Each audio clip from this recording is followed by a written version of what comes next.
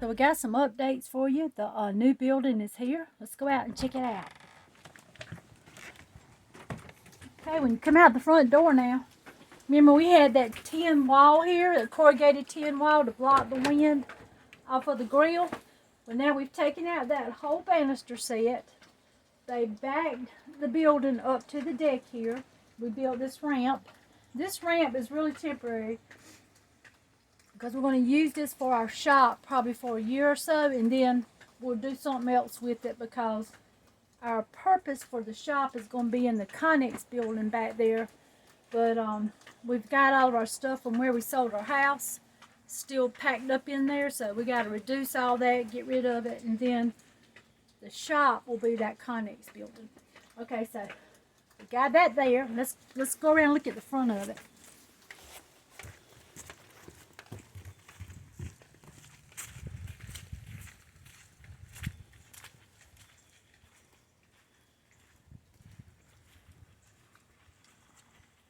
They got it set up on block. It's just a teeny bit taller than the deck. That's why we have that ramp on it. And along the bottom here, we have some corrugated tin that's already cut to size. And they'll be adding that to make it match the tin up under that deck of the deck over there. We love it so far. I've got a bunch of stuff in it.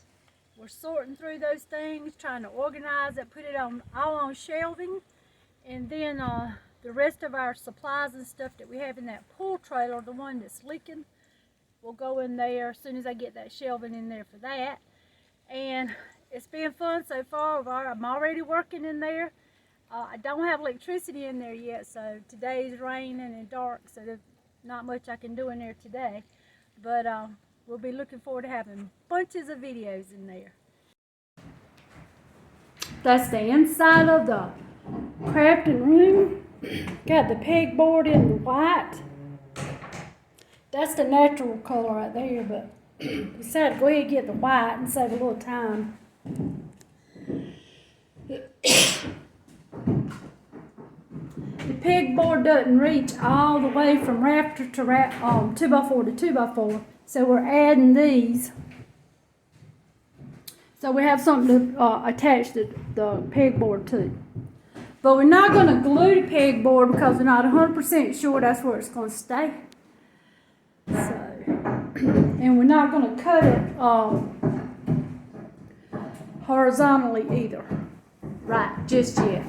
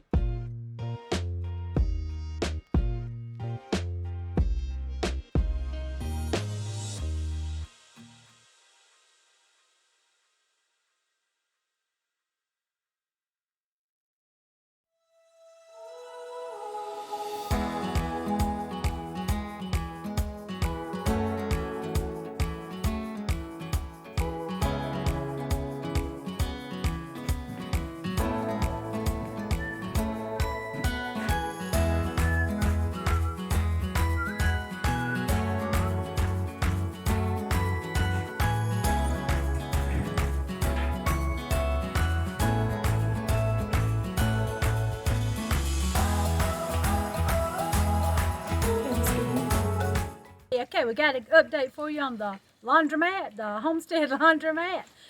You know, we've had the building here since before Christmas, but we just have not had time to get it hooked up and everything. So this is what we got done so far.